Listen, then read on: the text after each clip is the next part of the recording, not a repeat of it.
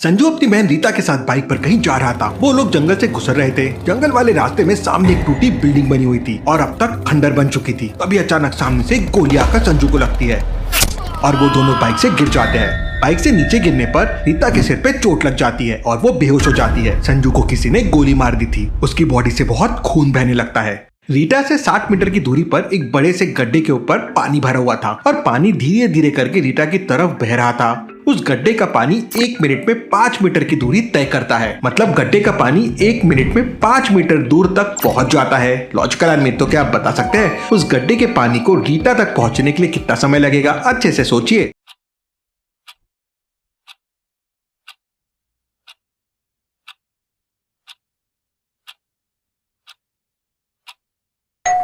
उस गड्ढे का पानी 1 मिनट में 5 मीटर की दूरी तय करता है, इसलिए 12 मिनट में 60 मीटर की दूरी वो तय कर लेगा। मतलब 12 मिनट बाद वो पानी रीता की बॉडी तक पहुंच जाएगा। धीरे धीरे करके 12 मिनट बीत जाते हैं और उस गड्ढे का पानी रीता की बॉडी तक पहुंच जाता है। रीटा बेहोश पड़ी थी, लेकिन जैसे उस गड्ढे का पानी उसकी बॉडी को टच करता है, रीटा को होश आ जाता है। होश में आते ही रीटा सबसे पहले अपने भाई संजू को हिलाने की कोशिश करती है, लेकिन गोली लगने की वजह से संजू की बॉडी से बहुत सारा खून बह चुका था। रीटा जोर जोर से रोने लगती है और जाने माने जासूस डिटेक्टिव मेहुल को वहाँ बुला लेती है। मेहुल डॉक्टर्स की टीम को भी वहाँ कॉल करके बुला लेता है। केस की छानबीन करने के लिए मेहुल तुरंत क्राइम सीन पे पहुंच जाता है। तभी वहाँ पे एम्बुलेंस भी आ जाती है और बॉडी को तुरंत एम्बुलेंस में लेके चले जाते हैं। मेहुल रीटा से पूछताछ करता है तो रीटा बताती है कि वो दोनों बाइक पे जा रहे थे, तभी सामने से गोली चलने की आवाज आई और गोली आकर सीधा संजू को लग गई और वो लोग बाइक से नीचे गिर गए। इसके बाद वो बेहोश हो गई और उसे कुछ नहीं पता। मेहुल संजू की डेड बॉडी के आसपास को अच्छी तरह से चेक करता है। लगता है रीटा के बेहोश होने के बाद कोई संजू के पास आया था। लॉजिकल आर्मी क्या मुझे बता सकते हैं मेहुल को ऐसा क्यों लगा? सोचिए सोचिए।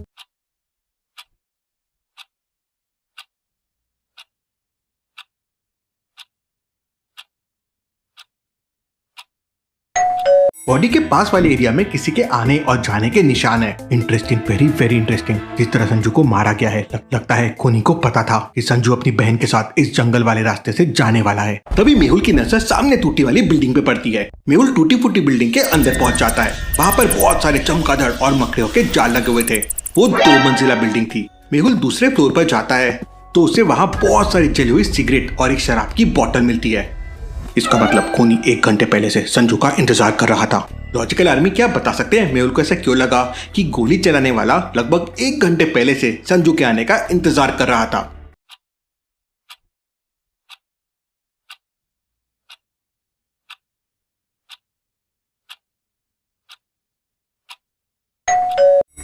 ध्यान से देखिए, वहाँ पर कम से कम 10 जली हुई सिगरेट और एक शराब की बोतल पड़ी हुई है।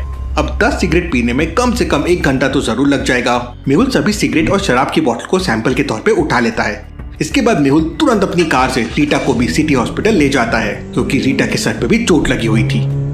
इसके बाद मेहुल डॉक्टर संजना की लैब में पहुंच जाता है। लैब का दरवाजा एक लॉजिकल पासवर्ड से लॉक था। वाटर, कोल्ड ड्रिंक, शरबत या जूस, इन चारों में ऑड वन आउट क्या है? लॉजिकल आर्मी अपना दिमाग लगाओ और मुझे आपका आंसर कमेंट करके बताओ।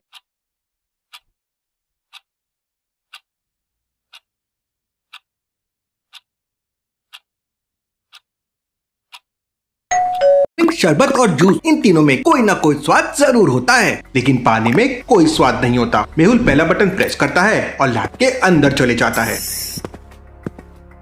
डॉक्टर संजना, एक केस के लिए मुझे आपकी अर्जेंट मदद चाहिए। आपका फोन नहीं लग रहा था। आज सुबह से ब्रेन गेम्स खेल रही हूँ। मुझे भी डिटेक्टिव मेहुल जैसा तेज दिमाग चाहिए और तुमको बीट भी करना है गेम में।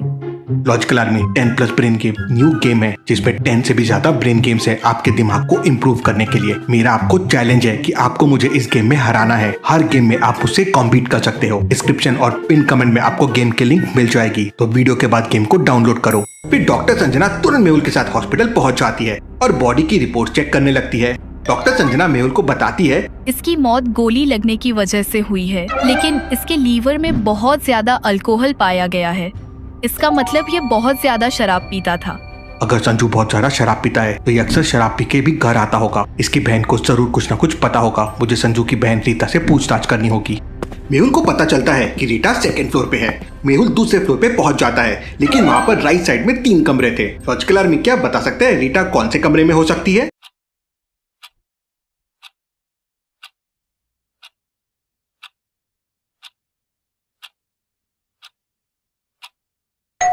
पहले कमरे के बाहर तो पुलिस वाला खड़ा है, मतलब कोई खतरनाक केस होगा।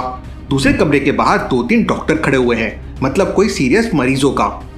रीटा को सर पे मामूली सी चोट आई थी, इसका मतलब वो तीसरे कमरे में होगी। मेहुल तीसरे कमरे में पहुंच जाता है। वहां पर रीटा अपने मोबाइल में संजू की फोटो देख रही थी और उसकी आंखों में आंसू निकल रहे थे। मैं समझ सकता हूँ इस वक्त तुम्हारे ऊपर क्या बीत रही है, लेकिन संजू को किसने मारा वो पता लगाने के लिए मुझे तुम्हारी मदद चाहिए। इसके बाद मेहुल रीटा से पूछताछ करने लगता है तो रीटा बताती है कि संजू बंटी और गुड्डू की गैंग में काम करता था। ये लोग नंबर 2 का काम करते थे।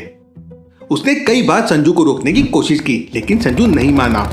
रीटा मेहुल को बताती है कि संजू अक्सर मधुरम बियर बार में जाया करता था। मेहुल अपनी कार लेकर तुरंत मधुरम बियर बार पहुंच जाता है। वहां के मैनेजर से बंटी और गुड्डू के बारे में पूछताछ करता है तो वहां का मैनेजर बताता है कि वो दोनों एक नंबर के गुंडे और बदमाश है और अक्सर यहाँ पे शराब पीने आते रहते हैं। अगली बार वो दोनों आए तो आप मुझे तुरंत कॉल कर देना। मेहुल मैनेजर को अपना नंबर देकर वहां से चला जाता है। अगले दिन मेहुल शहर के बाहर एक जंगल में किसी दूसरे केस की छानबीन कर रहा था। तभी अचानक मधुरम बियर बार के मैनेजर का कॉल आता है और वो मेहुल को बताता है कि इस समय बंटी और गुड्डू बियर बार में बैठकर शराब पी रहे हैं। तुम उन दोनों पर नजर बनाए रखो, मैं अभी आता हूँ। मेहुल तुरंत अपनी बाइक लेकर जंगल से बियर बार की तरफ निकल पड़ता है। जंगल से मधुरम बियर तक पहुंचने के 3 रास्ते थे।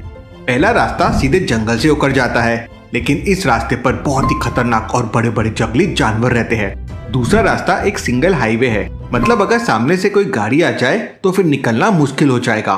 तीसरा रास्ता एक पक्की सड़क है, लेकिन वो काफी लंबा है। लॉजिकल आदमी क्या बता सकते हैं मेहुल कौन सा रास्ता लेगा?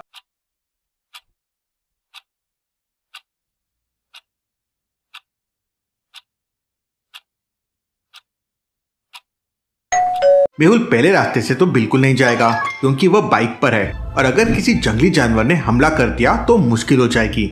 तीसरा रास्ता लंबा है, मेहुल दूसरे रास्ते से जा सकता है क्योंकि वो मोटरसाइकिल चला रहा है और अगर सामने कोई गाड़ी भी आ गई तो आराम से एडजस्ट हो जाएगा। मेहुल दूसरा रास्ता ले लेता है और शहर के अंदर मधुरम बियर पे पहुंच जाता है। वहाँ का मैनेजर मेहुल को बंटी और गुड्डू की तरफ इशारा करता है। दोनों टेबल पर बैठकर शराब पी रहे थे।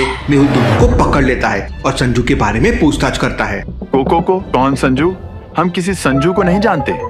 मेहुल बंटी को एक जोरदार किक मारता है और इसके बाद वो दोनों सारी सच्चाई बता देते हैं। गुड्डू मेहुल से कहता है, सर, संजू हमारे साथ ही काम करता था और हमारा धंधा बढ़िया से चल रहा था, लेकिन एक दिन संजू ने मोटा भाई के एक आदमी को गोली मार दी और तब से मोटा भाई संजू के पीछे पड़ा हुआ था और मौका मिलते ही उन लोगों ने संजू को टपका दिया। इस वक्त मोटा भाई कहाँ मिलेगा? सर, इस वक्त वो अपने अड्डे पर जुआ खेल रहा होगा। मेहुल बंटी और गुड्डू को अपने साथ लेकर मोटा भाई के अड्डे की तरफ चल पड़ता है। रास्ते में मेहुल पुलिस को अपनी लोकेशन शेयर कर देता है और सारी पुलिस फोर्स मेहुल के पीछे पीछे आ जाती है। मोटा भाई के अड्डे के बाहर 2 गुंडे खड़े हुए थे और अंदर जाने का सिर्फ एक ही रास्ता था। लॉजिकल आदमी क्या आप बता सकते हैं मेहुल अंदर कैसे जाएगा?